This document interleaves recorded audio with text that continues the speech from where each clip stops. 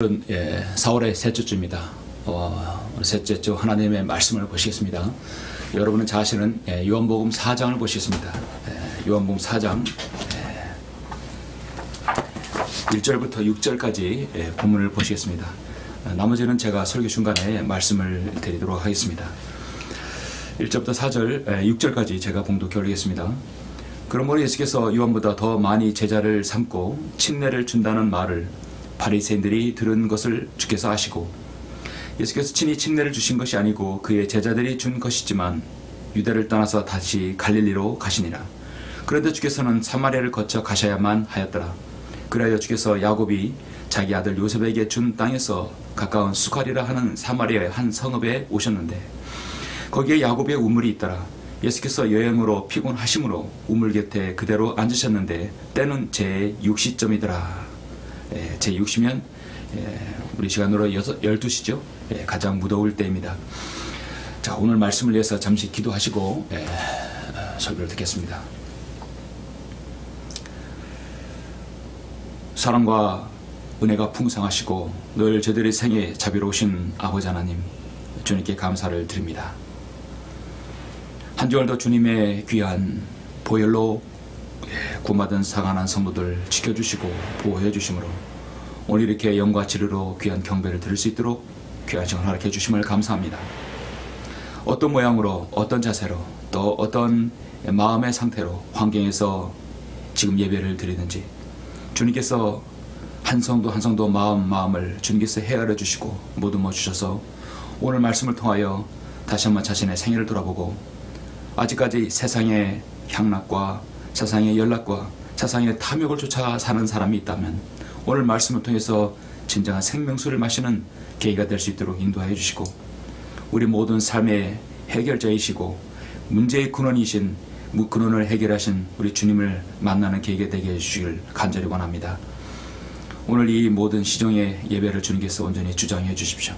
저의 설교를 주님께서 기름 부어 주시길 원합니다. 모든 기도를 주 예수 그리스도 이름으로 기도드렸습니다. 아멘. 오늘 말씀의 제목은 영혼을 위한 샘을 마셔보았는가 합니다. 영혼을 위한 샘을 마셔보았는가. 여러분은 마셔보셨습니까? 여러분, 인간은 독자적으로 살아갈 수 없는 존재입니다. 무리를 이루며 함께 공동으로 살아가야 할 존재입니다. 하나님께서 그렇게 창조하셨기 때문입니다. 우리의 부모님, 배우자, 자녀들, 친구들, 그리고 주변의 사람들 모두가 서로의 관계 속에서 살아가게 됩니다. 때론 서로의 그 관계 속에서 만족과 또 기쁨과 실망을 느끼기도 합니다. 시간의 지남에 따라 여러분 어떻습니까? 제가 인생을 살아본 견지로는 모두가 결국은 자신의 인생 속에서 근본적으로 하나님께로 가는 예수 그리스도를 만나야 하는 그 길의 이정표라는 생각이 들기도 합니다. 가족과 사람들을 통해서 우리는 하나님을 만나는 때가 있다는 것이죠. 이들을 통해서 하나님의 사랑과 하나님의 관대함과 자비죠, 친절과 용서 등을 우리가 알 수 있기 때문입니다. 때는 우리는 원치 않는 사건이나 사고들을 통해서 하나님께서 어떤 분이신지를 알고 만나는 경험을 하게 됩니다. 어떤 사람은 사업에 실패해서 극심한 경제적 고난으로 인해서 주님을 만날 수도 있습니다. 어떤 사람은 친구 따라서 강남 간다고 친구 따라서 주님을 만나는 경우도 있고, 어떤 사람은 결혼하는 과정에서, 가정을 가지는 과정에서 주님을 만나기도 합니다. 어떤 사람은 자신의 자녀들의 문제로 인하여서 주님을 만나기도 합니다.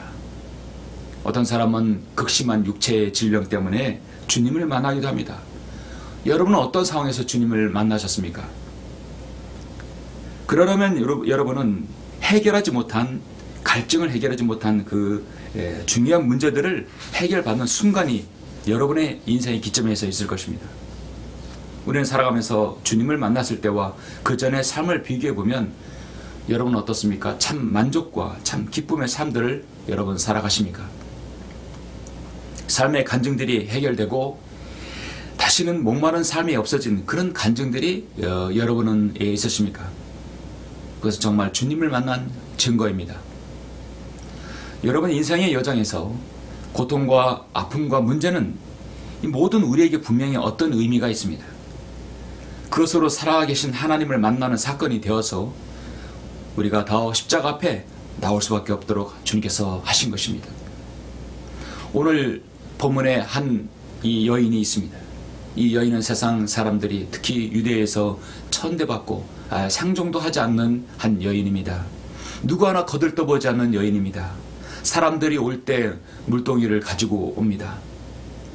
오늘 말씀을 통해서 그런 세상적인 전형적인 모델을 우리에게 보여주고 있습니다. 아니, 나 자신이 바로 이 사마리아 여인 같은 삶을 살았던 것입니다. 우리 생애 가운데 문제가 생길 때 어떻게 해야 그 문제를 해결할 수 있을까요? 그렇습니다. 주님을 제대로 만나야 합니다. 오늘 그러한 본문을 여러분에게 잠시 소개합니다. 물론 이 사마리아 여인과 우물가의 사마리아 여인과 주님과의 만남, 이 설교는 모든 사람이 다 잘 알고 더 많은 설교를 들어보셨을 것으로 압니다. 그러나 여러분은 오늘 제가 설교한 이 부분을 다시 한번 새로운 시각으로 여러분 보시기를 바라며 이 설교를 통해서 또 다른 사람에게 알리는, 당신도 이와 같은 삶을 살지 않았는가 이렇게 알릴 수 있는 좋은 계기가 되었으면 합니다. 오늘 보면 요한복음 4장은 성경에서 정말 중요한 장입니다. 왜냐하면 여기에 경배는 어떻게 드려야 되는가를 정확하게 제시하고 있기 때문입니다. 요한복음은 각 장마다 정말 중요한 장입니다. 요한복음 3장은 거듭남의 장이죠. 우리는 에베소서 2장의 말씀처럼 그때 너희는 그리스도로부터 분리되어 있었고 이스라엘 나라에 속하지 않은 타국이니요 약속의 언약들로부터 생소한 사람들이었으며 소망도 없고 세상에서 하나님도 없었다고 말씀하고 있습니다. 에베소 2장 12절에서 말씀하고 있죠. 우리는 한마디로 전혀 희망이 없는 이방 민족이었습니다. 사마리아 여인뿐만 아니라 여러분과 저 자신도 마찬가지입니다. 그러나 한때 멀리 있었던 너희가 이제 그리스도 예수 안에서 그리스도의 피로 가까워졌느니라. 그렇습니다. 예수 그리스도의 보혈로 주님과 가까워진 것입니다. 우리는 가까워지도 못해 주님의 귀한 예수 그리스도의 신부가 된 것입니다. 예수님 아니었으면 우리는 주님 하나님과 아무런 관계가 없는 그런 저주받은 그런 사람에 불과한 것이죠. 오늘 본문의 요한복음 4장은 예수님께서 잃어버린 이스라엘의 양에게로 하신 말씀과 달리 처음으로 이방인 지역으로 말씀을 전파하심으로 한 여인이 구원받게 됩니다. 아니, 결국은 한 여인을 통해서 그 이 마을 사람들이 전부 다 구원받게 되는 것입니다. 여기에는 어떤 표적도 없습니다. 요한복음 3장에 있는 말씀처럼 2장의 말씀처럼 표적도 없습니다. 기적도 없고 이적도 없습니다.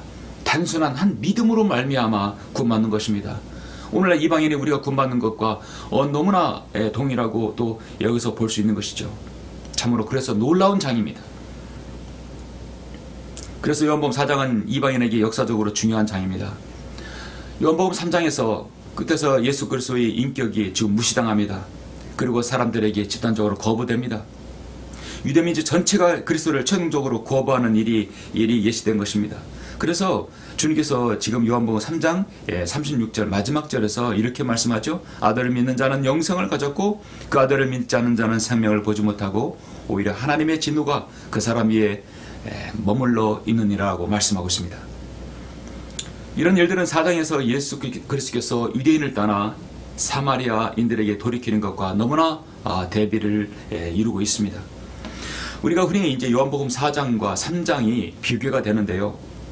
요한복음 3장에서는 니고데모라고 하는 한 남자가 나옵니다. 그러나 4장에서는 이름을 알 수 없는 한 사마리아 여인이 나옵니다. 니고데모는 정통 유대인이었고 인정받는 사람이었습니다. 그러나 여자는 무시당하는 사마리아 여인에 불과했습니다.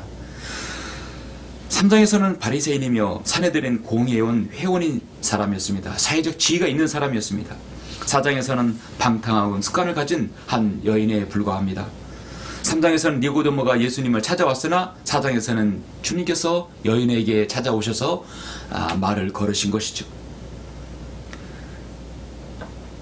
3장에서는 니고데모는 밤에 찾아왔으나 4장에서는 지금 낮에 예수님께서 여인에게 찾아오신 것입니다. 3장에서는 유대인 관원에게는 예수님께서 거듭나야 한다고 말씀하셨으나 이방 여인에게는 하나님의 선물에 대해서 말씀하고 있습니다. 물론 거듭나는 건 동일한 것이죠. 오늘 본문을 4장 1절부터 6절을 보시겠습니다. 그러므로 예수께서 요한보다 더 많이 제자를 삼고 침례를 준다는 말을 바리새인들이 들은 것을 주께서 아시고 예수께서 친히 침례를 주신 것이 아니고 그의 제자들이 준 것이지만 유대를 떠나 다시 갈릴리로 가시니라. 이 갈릴리 갈 때는 사마리아를 거쳐가야 하는 것이죠. 그런데 주께서 사마리아를 거쳐 가셔야만 하였더라. 그래야 주께서 야곱이 자기 아들 요셉에게 준 땅에서 가까운 수칼이라 하는 사마리아의 한 성읍에 오셨는데 거기에 야곱의 우물이 있더라. 예수께서 여행으로 피곤하심으로 우물 곁에 그대로 앉으셨는데 때는 제6시쯤이더라 했습니다. 우리 시간으로 12시입니다. 태양이 가장 크게 내리쬐고 무더울 때죠. 우물에 사람들이 거의 오지 않습니다. 공생의 사역 중에 첫 번째 6월절에 예수님께서 예루살렘에 오셨다가 유대에서 제자들을 통해 침례를 주셨던 예수님께서 이제 유대를 떠나 다시 갈릴리로 가시게 된 겁니다. 그래서 예수님께서는 유대 사역과 갈릴리 사역으로 나눌 수 있는 것이죠. 당시 사마리아는 유대인이 다니기에 적합한 장소가 되지 못하였습니다. 역사적 배경도 그렇습니다. 에스라에 보면 이스라엘의 남은 자들이 바벨론으로부터 이제 포로에서 해방되어 왔을 때 아시리아인들은 유대인들에게 동맹을 맺자고 제안해 왔습니다. 그때 유대인들은 거절했죠. 그때 거절당한 사마리아인들은 유대인들의 철저히 원수가 되었고 그리고 성전 재건을 할 때도 상당한 반대자들이었고 또 그렇게 방해를 했었던 사람들이었습니다. 느헤미야 4장과 6장을 보면 그렇게 그 산발락과 또 토비야 또 그런 종족들이 바로 사마리아인들이었던 것입니다. 그래서 오늘날 그 당시의 유대인들은 이 사마리아인들과의 상종을 하지 않았어요. 당시에 그렇게 어렵게 했던 사람들이었기 때문에 거래도 어떤 대화도 오고 가지 않았습니다. 원수지간이었던 것입니다. 지금 주님께서는 제자들보다 더 많이 지쳐져 있습니다. 주님께서 말씀을 많이 하셨고 또 많은 사역을 하시느라 주님은 인간의 몸을 입으셨기 때문에 지쳐 있었습니다. 제자들이 마을로 음식을 사러 갈 동안 주님은 쉬셔야 했습니다. 여기서 주님은 참 하나님이시기 때문에 이 땅에 계시는 그 어떤 사람보다도 주님은 평안을 누릴 수 있고 또 많은 천군 천사를 동원해서 주님은 쉬실 수도 있었습니다. 많은 천사들이 주님의 시중을 들었을 수도 있습니다. 그러나 주님은 신성이 있었지만 주님은 또한 한 인간의 또 몸을 입으셔서 직접 목이 마르셨고 또 피곤해 하셨던 것입니다. 완벽한 한 인간의 또 모습을 보여주고 있습니다. 주님도 마셔야 했고 주님도 주무셔야 했고 주님도 쉬셔야 했던 것입니다. 그리고 나사로가 죽자 주님께서도 눈물을 흘리셨습니다. 자, 이제부터 한 우물가의 사건이 나옵니다. 전능하신 하나님이신 예수 그리스도께서 이 우물가의 한 여자 여인에게 관해 말씀하고 계십니다. 그럼에도 불구하고 주님께서 일방적으로 여인에게 다가가지 않습니다. 나는 구세주이니 나를 믿어라 그렇게 하지 않았습니다. 무리하게 다가가지 않았습니다. 진정한 한 잃어버린 죄인에게 주님께서 자신을 드러내어 주시는 것입니다. 오늘 요한복음 4장은 구령의 참 모범을 보여주고 있습니다. 한 사람에게 복음을 전하는 귀한 모범입니다. 잠언 11장 30절에서 의로운 자의 열매는 생명이 남으니 혼돈을 이겨오는 자는 현명하니라. 구령자는 현명해야 합니다. 어떤 삶의 매개차와 또 어떤 그 죄인에게 다가가는 것을 때 아주 조심스럽게 지혜롭게 다가가야 합니다. 다니엘 12장 3절에서 현명한 자들은 창공의 광원처럼 빛날 것이요 많은 사람을 이로 돌이킨 자는 별처럼 영원토록 빛나리라 했습니다. 여러분 훌륭한 구령자가 되기를 원하시죠? 하나님의 유능한 복음 전파자가 되기를 원하시죠? 세상의 탐욕과 세상의 물질에 눈을 멀어서 예수 그리스도를 모르는 자들에게 복음을 어떻게든 전하고 싶기를 원하시죠? 신실한 그리스도의 대사가 되기를 원하시죠? 현명한 구령자가 되어서 죄인들에게 복음을 전하기를 원하시죠? 그렇다면 오늘 요한복음 4장을 통해서 주님께서 한 죄인에게 다가가는 방법을 여러분 배우시길 바랍니다. 주님은 모든 면에서 최고의 우리의 귀한 모범을 보여주셨습니다. 기도면 기도, 설교면 설교, 구령이면 구령, 또 교제면 교제, 모든 부분입니다. 디모데후서 1장 10절에서 그러나 이제는 우리도 예수 그리스도의 단하심을 그것으로 드러났으니 그는 죽음을 폐기하시고 복음을 통하여 생명과 불멸을 밝히셨다고 말씀하고 있습니다. 오늘 저는 말씀 제목을 영혼을 위한 샘물을 마셔보았는가입니다. 영혼을 위한 샘물은 예수 그리스도입니다. 예수 그리스도는 우리의 생명수이십니다. 주님을 주님이신 이 생명수이신 주님을 내 안에 들어오게 되면 여러분 바로 영생을 얻게 되고 세상에 그 어떤 만족감을 못 느끼던 사람들도 참 만족을 느끼고 기쁨을 느끼고 삶의 희망과 희열이 넘치게 되는 것입니다. 영혼을 위한 샘물 마셔보았는가? 오늘 첫 번째로 저는 이 말씀을 드리고 싶습니다. 지금 사람들이 목말라 죽어가고 있다는 것입니다. 그 목마름은 우리가 마시고 있는 그런 물이 아닙니다. 삶의 물이 아닙니다. 그건 바로 영생을 위한 물, 샘물, 바로 예수 그리스도입니다. 사람들이 예수 그리스도를 몰라서 죽어가고 있다는 것입니다. 요한복음 4장 이어서 7절부터 14절까지 보도록 하겠습니다. 한 사마리아 여인이 물을 길러 왔는데 예수께서 그녀에게 말씀하시기를 마실 물을 좀 달라고 하시더라. 이는 그의 제자들이 음식을 사기 위하여 성읍으로 갔습니다. 그때 사마리아 여인이 주께 말씀드리기를 유대인인 당신이 어떻게 사마리아인 여자인 나에게 마실 물을 달라고 하시나이까? 라고 하니 이는 유대인들이 사마리아인들과는 교제가 없기 때문이더라. 아까 역사적 배경에서 말씀드렸듯이 아예 상종을 하지 않았어요.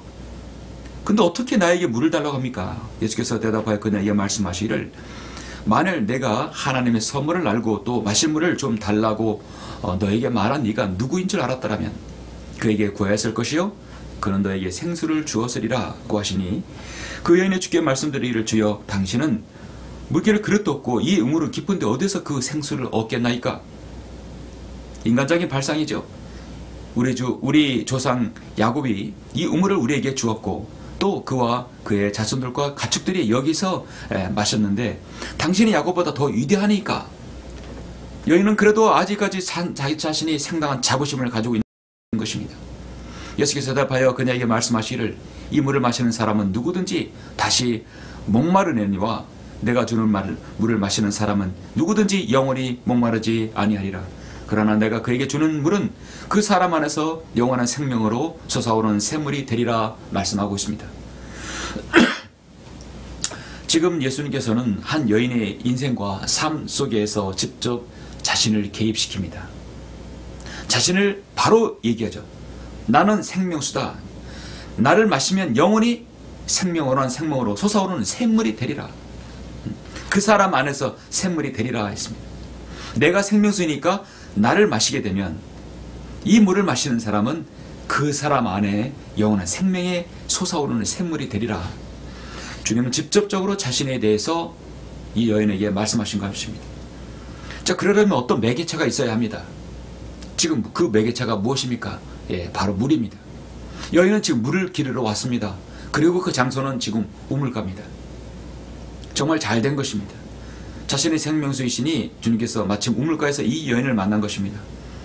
오늘 현대인들의 특징은 아무리 많은 것을 가지고 아무리 많은 것을 배우고 아무리 많은 것들을 누린다 할지라도 늘 목말라 있습니다.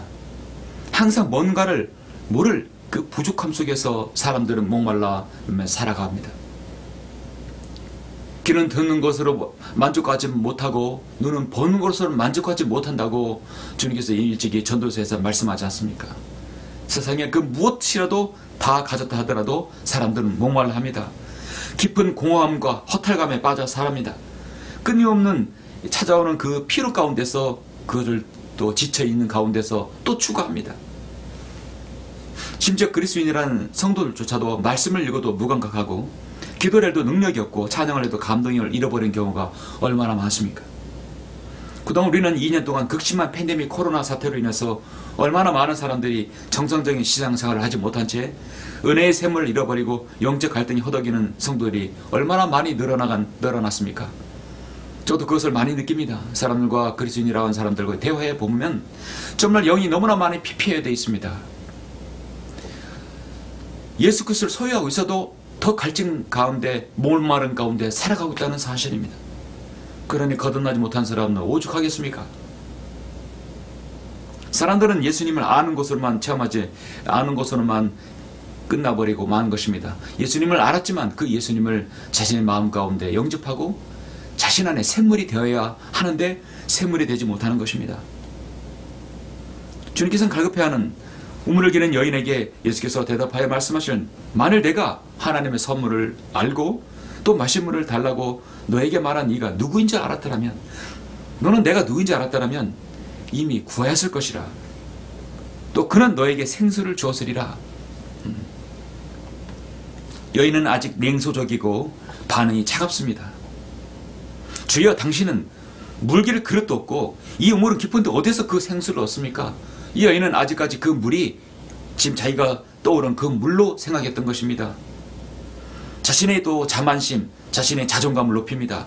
우리 조상 야곱은 자신의 조상 야곱이라고 하는 겁니다. 이 우물을 우리에게 주었고 또 자부심이 있습니다. 또 그와 그의 자손들이, 가축들이 여기서 마셨는데 당신이 야곱보다 더 위대한 사람입니까? 오늘날 세상 사람도 어떻습니까? 주님을 만나기 전에 자기 삶에 자기 어떤 이룬 업적과 성취에 대해서 얼마나 만족감을 느끼고 자부심을 느낍니까? 그러나 실상은 뒤로 돌아보고 그 가정을 면밀히 살펴보면요, 문제투성이고 구멍이 너무나 많이 보이는 것입니다. 결국은 예수님 없는 삶은 만족감 없는 삶을, 피폐된 삶을 살아가는 그 삶의 연속인 것이죠. 여러분, 우리는 지난 인생 동안 얼마나 많이 바쁘게 살아왔습니까? 자식을 위해서, 사업을 위해서, 성공을 위해서, 세상에 자신이 가기 처해진 그 일들을 위해서 얼마나 분명하게 살아왔습니까? 바쁠 일상 가운데 진정으로 소중한 것들이 무엇인가를 모르고 우리는 지금까지 살아왔던 것입니다. 여러분이 그 순간 주님을 만나기 전까지는 그랬던 것입니다. 하나님을 만나지 못하면 참 만족 없는 삶은 인생이, 만족 없는 삶이며 공허한 인생입니다. 참 만족은 더 이상 탐욕이 없어야 되고, 갈급함이 없어야 되고, 더 이상 욕심이 없어야 되고, 더 이상 추구함이 없어야 되는데, 우리는 끊임없이 탐욕과 갈급함과 욕심과 그 추구함 가운데 인생을 살아가고 결국 죽어서 지옥에 가는 것입니다. 예수님께서 우물가의 여인에게 구원의 선물을 주시기로 이미 마음 먹으신 것이에요. 주님께서 할 일 없이 우물가에 앉으신 것이 아닙니다. 주님의 첫 말씀은 여인의 관심사에 대해서 말씀하십니다. 바로 물입니다. 여인에게 생명수를 주기 위해서 물에 대해서 말씀합니다. 물 좀 달라.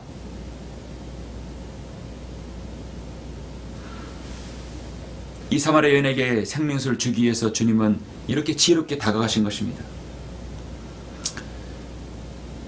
우물은 깊습니다. 다시 말해 손이 닿을 수 없을 정도로 깊고 또 물기를 그릇이 있어야 되는 것인데, 여인은 어떤 도구만 관심이 있었고 물리적으로만 관심이 있었던 것입니다. 그렇습니다. 세상이 주는 모든 물은 먹을 때마다 그때마다 갈증은 해소되지만 결국은 해소될 수 없습니다. 세상의 모든 예술과 문화, 정치, 종교, 사회 및 모든 부분에서도 결국은 그 부분에 파면 팔수록 갈급함이 있는 것이죠. 인생은 짧고 예수는 길다라는 말을 여러분 들어보셨죠? 상당히 사람이, 이것은 인본주의적인 말입니다. 인생은 짧습니다. 그러나 사람은 예수는 길다 하는 것이. 길은 뭡니까? 파도 끝이 없는 것이 예술이고 만족감이 없는 것이 예술입니다. 참 만족은 예수 그리스도 안에서 들어가야 됩니다. In Jesus Christ, 예수 그리스도 안에서의 예술, 예수 그리스도 안에서의 문화, 예수 그리스도 안에서 세상을 통치, 예수 그리스도 안에서 모든 것이 이루어져야 참 만족이 생기는 것이죠. 인간이 만들어낸 세상의 모든 종교적인 것, 문화, 예술, 정치 모두 거기는 생명수가 없습니다. 영원한 생명으로 솟아오르는 샘물이신 주님으로부터 이 생수를 공급하지 않는 한 그 사람 안에서는 정말로 샘물이 될 수 없다고 말씀하고 있습니다. 내가 준 물을 마시는 사람은, 예수 그리스도를 소유한 사람, 예수님을 영접한 사람은 누구든지 영원히 목마르지 아니하리라. 참 만족감이 있는 삶을 살아간다는 것입니다. 그러나 내가 그에게 주는 물은 그 사람 안에서 영원한 생명으로 솟아오르는 샘물이 되리라. 예수님을 영접하면요, 그 사람의 자신이 샘물이 된다는 것이죠. 왜냐하면 예수님이 안에 들어와서 샘물이 되어주시기 때문입니다.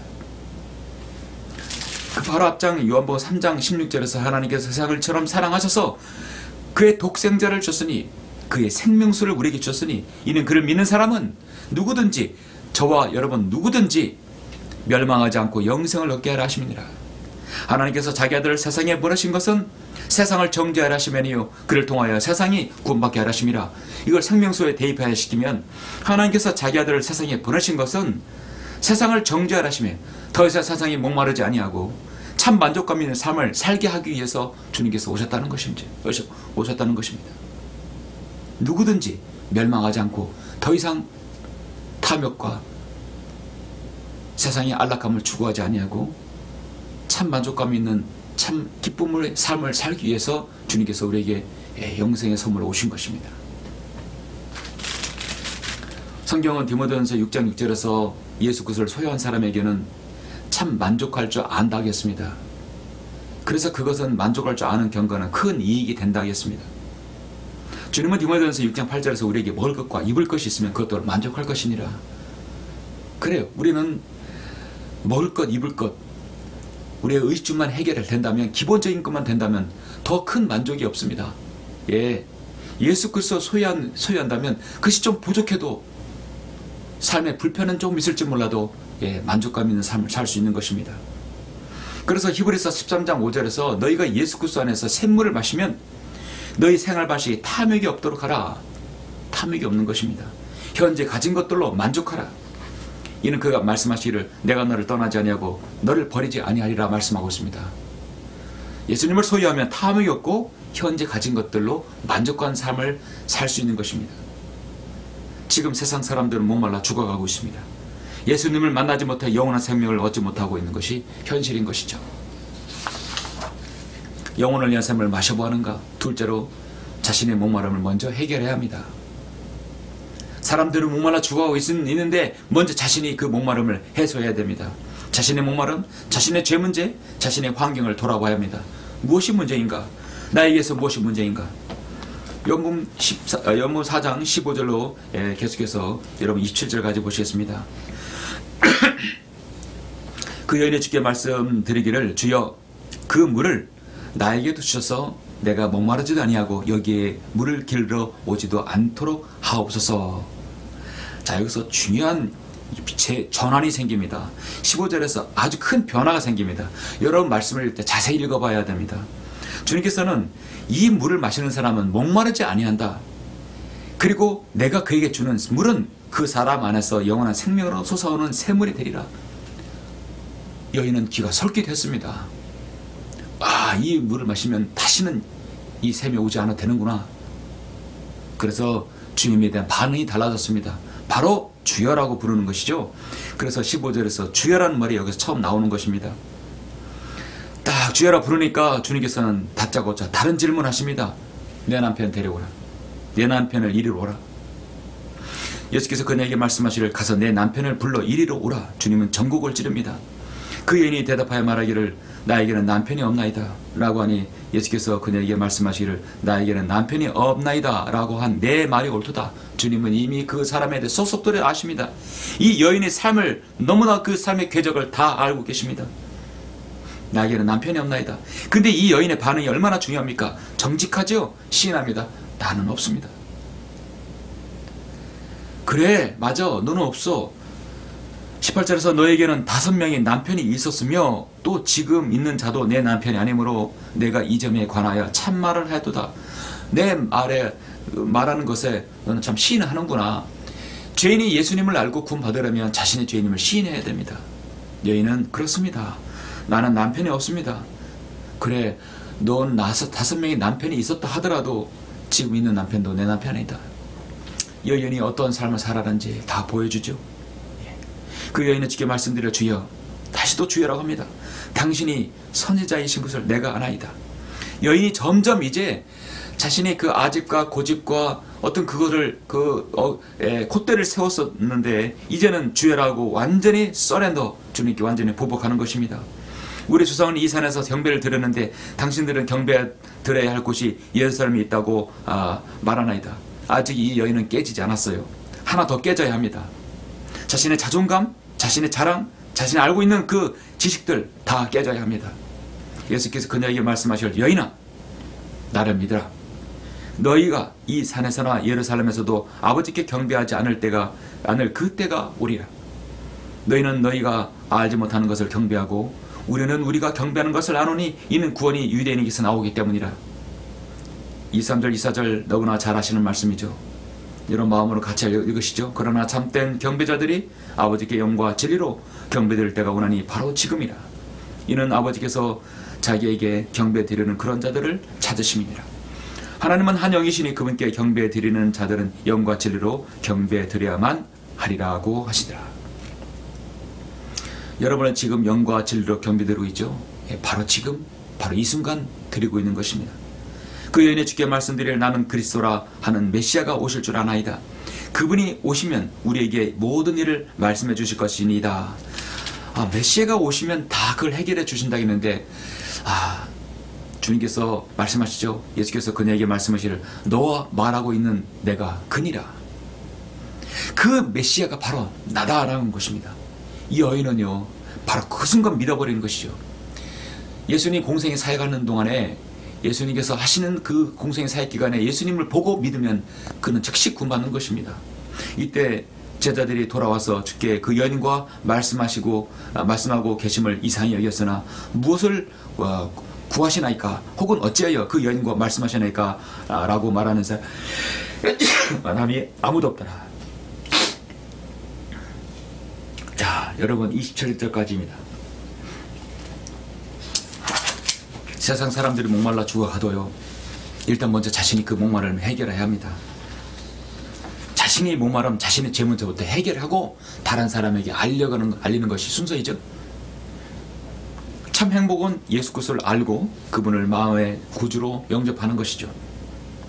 여인이 그토록 기다렸던 메시아, 그분 앞에, 그 여인 앞에, 자신 앞에 주님께서 지금 대면하고 있는 그분입니다. 여러분 어떤 축구팬, 어떤 스포츠를 좋아하는 어떤 광팬이라고 한다면 자기가 우상같이 여기는 팬이 어느 날 갑자기 자신 앞에 단둘이 대면하고 있다면 그 팬은 얼마나 놀라고 당황하고 기쁨의 그 감격이 있었겠습니까?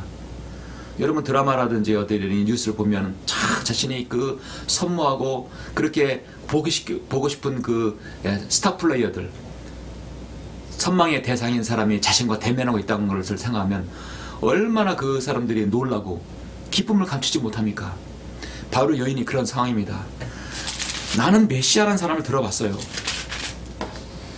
나는 그리스도라는 그 메시아가 오실 줄 믿습니다. 그분이 오시면 우리에게 모든 일을 말씀해 주실 겁니다.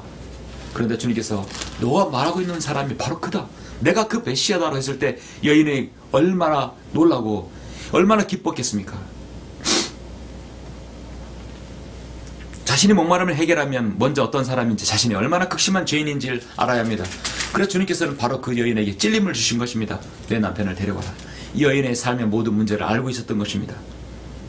그리고 19절 20절에서 여인은 주께 말씀드릴 주여 당신이 선자인 것을 내가 아나이다. 우리 조상은 이 산에서 경배를 드렸는데 당신들은 경배를 드릴 곳이 예루살렘에 있다고 말하나이다. 여인의 아직과 여인이 알고 있는 상식을 다 깨버립니다. 그리고 참 경배의 대상을 말해줍니다. 참된 경배자들이 아버지께 영과 진리로 경배드릴 때가 오나니 바로 지금이라. 구약의 유대인들은 성전에 와서 경배를 드려야만 했었습니다. 그러나 지금은 성전 경배가 사라진 때죠. 우리 자신이 성전이고 교회가 모였을 때, 성전이 모였을 때 바로 교회를 이루는 것입니다. 지금은 그 어떤 장소에서 여러분 영과 진리로 경배드리는 곳이 바로 여러분 성전이고 여러분 자신이 성전이기 때문입니다. 고린도전서 6장에서 여러분 다음과 같이 말씀하고 있죠. 여러분 잘 아시는 말씀.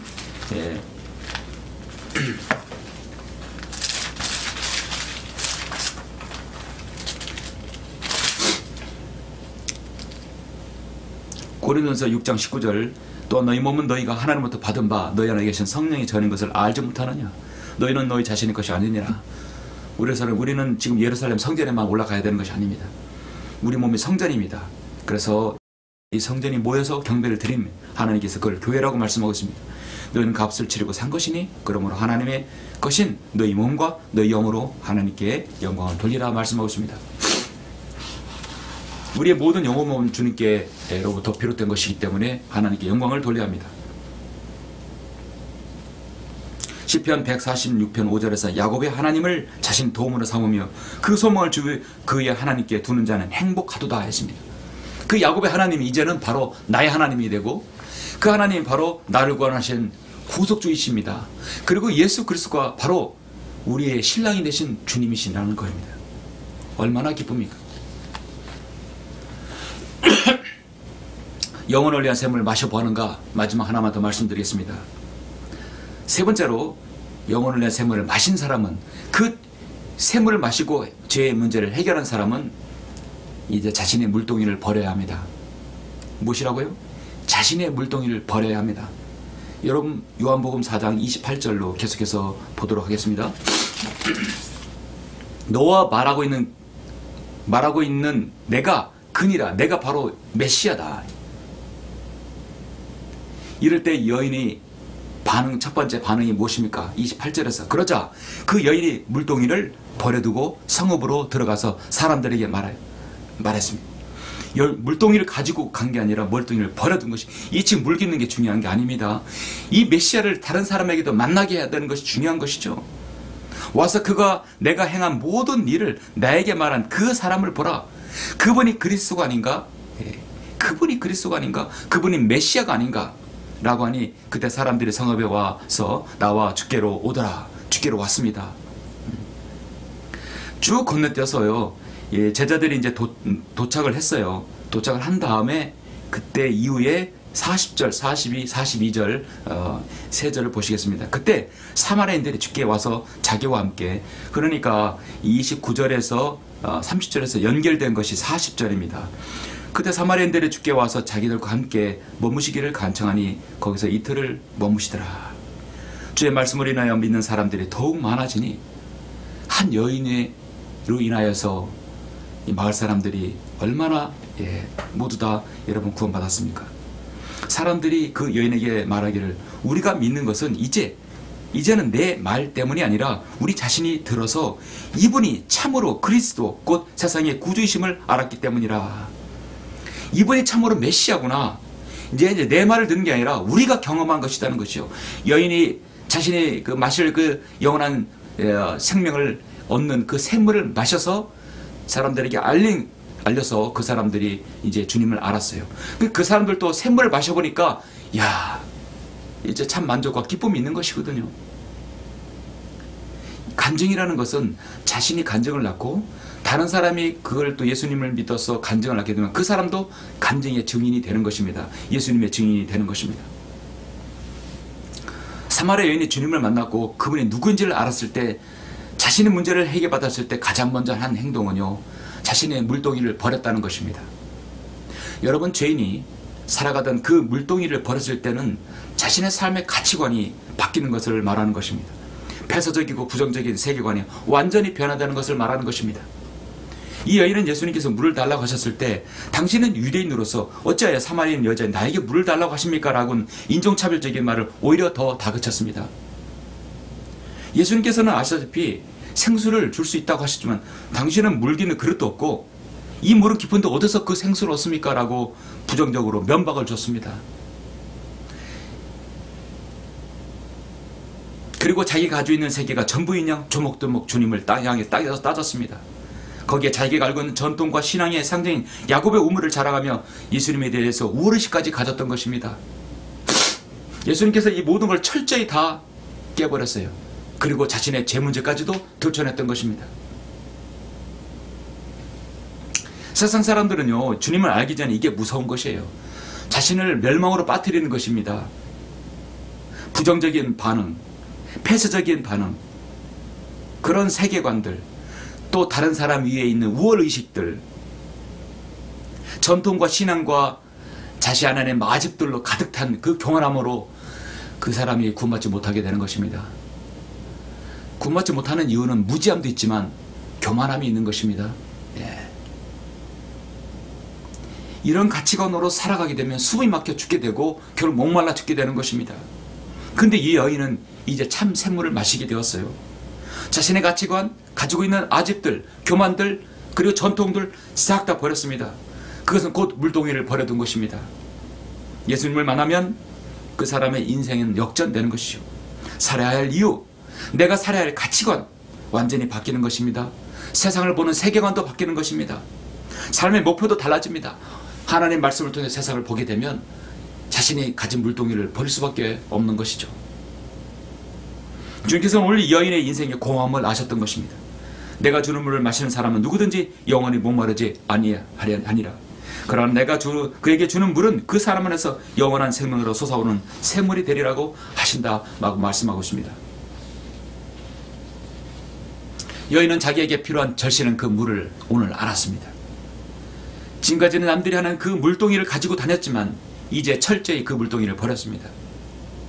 여인은 창피해서 사람들을 피해 다녔고 대낮에 오지 않을 때 왔었습니다.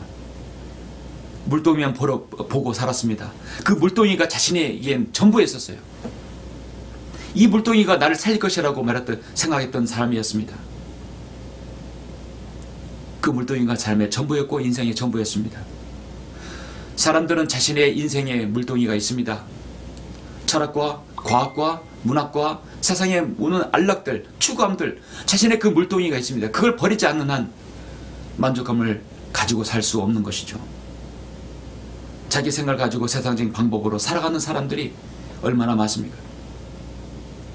성경에는 인생에 대해서 2번 나옵니다. 전도서 6장 12절 말씀, 그림자처럼 허비한 헛된 인생의 모든 날인 이 생애에서 인간에게 무엇이 좋은지 누가 알며 해 아래서 사람이 뒤에서 무슨 일이 있을지 누가 그에게 말해줄 수 있으리요. 인생의 모든 날이 인생에서 다 헛되다고 말하는 그 순간 자신의 물동이를 버리는 것입니다. 예레미야 10장 23절에서 오 주여 인생의 길이 그 사람 안에 있지 아니함을 내가 아나이다. 그의 걸음을 인도하시는 것이 그 걷는 그 사람 안에 있지 아니하나이다. 오 주여 인생의 길이 그 사람 안에 있지 아니합니다. 오 주여 내가 주님을 알기 전에는 내가 살아가는 방식, 내가 살고 있는, 내가 알고 있는, 내가 가장 중요하다고 여기는 그 물동이가 전부인 줄 알았습니다. 그것이 이제 전부가 아니었던 것입니다.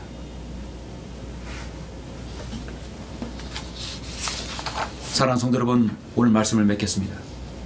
여러분, 이 인생은 정말로 사마리아 여인의 인생은 목마른 인생이었습니다.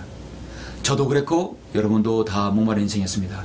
여러분이 예수 그리스도를 통해 구원받고 이 진리의 말씀 한글 김정일성 알았을 때 정말 진정한 참 만족이 있죠? 이거보다 더 고귀하고 더 고결하고 더 소중한 말씀이 어디 있습니까? 이것만 알면 모든 것을 여러분 소유하게 되는 것입니다. 정말 메마른 삶을 살아가는 사람들이 우리 주위에 천지입니다. 너무나 많습니다. 참 시원한 생수가 요구되는 시대입니다. 생명수가 요구되는 시이고 그 샘물을 마셔야 하는 시대입니다. 이제 이 샘물의 생명수가 이제 잠길 날이 머지 않았습니다. 하나님의 은혜로 구원받는 시대가 곧 닫힐 것입니다. 아직까지 이 시대는 열려 있지만 이제 곧 닫혀버리면 교회는 올라가게 됩니다. 하나님께서는 우리의 그 영혼을 사랑하셔서 생수이신 예수님을 이 땅에 보내주셨습니다. 우리도 이 사마리아 여인과 무엇이 다릅니까? 오늘날 사마리아 여인은 세상의 전형적인 인생을 살아가는 사람의 모든 것을 보여줍니다. 인생의 고초와 삶의 짐을 가지고 있는 사람입니다. 참 행복과 참 만족이 없는, 참 자유가 없는 그런 삶이었습니다. 요한복음 8장 12절에 보니까 세상에 미치신 예수님께서 오늘 본문에서 같이 위대하시고 심오한 영적 진리를 말씀하고 계십니다.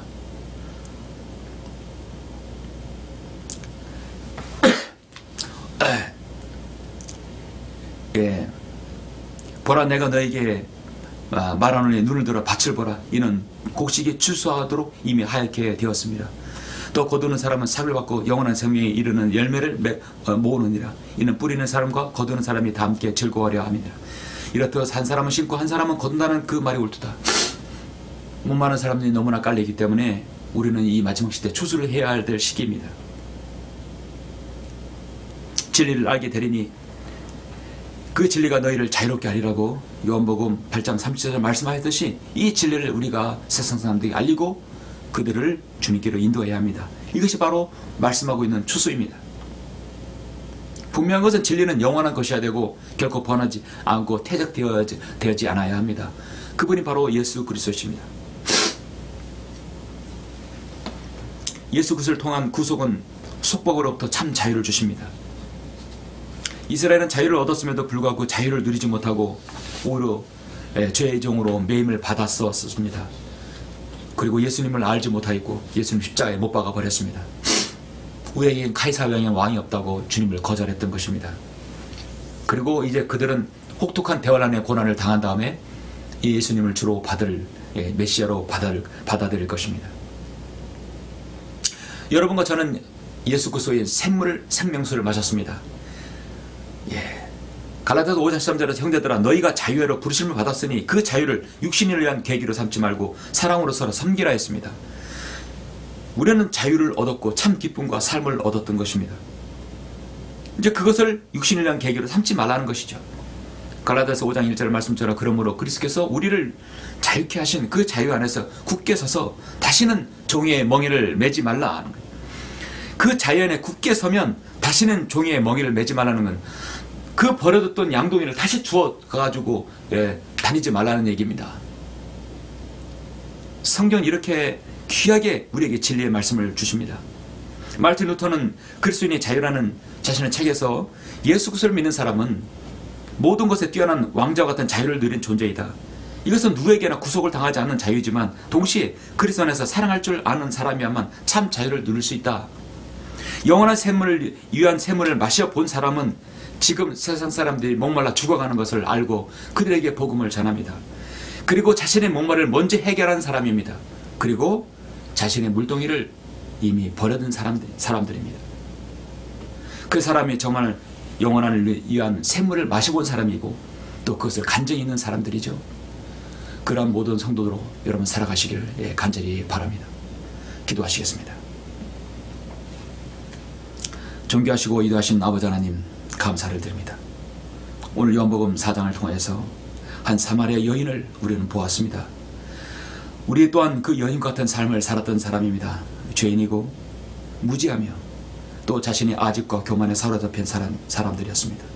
결코 메시아이신 주님을 알지 못했습니다. 결코 자신의 죄 문제를 해결하지 못했습니다. 매일 자신의 물동이를 이고 물을 길르러 했던 그런 사람들이었습니다. 그러나 이 여인은 주님을 만났고 메시아를 만났으며 자신의 삶의 문제를 근본적으로 해결받았습니다. 그리고 자신뿐만 아니라 마을 사람들을 불러서 그들도 주님께 인도하였던 것입니다. 얼마나 아름다운 간증의 장입니까? 아버지 하나님, 오늘 우리도 이 사마리아 여인처럼 주님이 생명수의 샘물을 마시고 그 사람 안에 영원한 생명이 흐르는 그 샘물이 되리라는 그 말씀대로 우리도 살기를 원합니다. 아직까지 예수님을 자신의 구주로 영접하지 못한 사람은 예수님을 자신의 구주로 영접하는 귀한 계기가 될 수 있도록 인도해 주시고 나의 죄 문제를 해결하기 위해서 갈보리 십자가에서 십자가의 고난을 당하시고 죽으시고 부활하신 그 예수님이 바로 나의 구주라는 사실을 받아들이게 해주시길 원합니다. 또 우리가 받아들인 사람은 이제 자신의 물동이를 버리고 철저하게 주님을 따르는 삶을 살게 해주시길 간절히 원합니다. 주 예수 그리스도 이름으로 기도드렸습니다. 아멘. 영광을 주께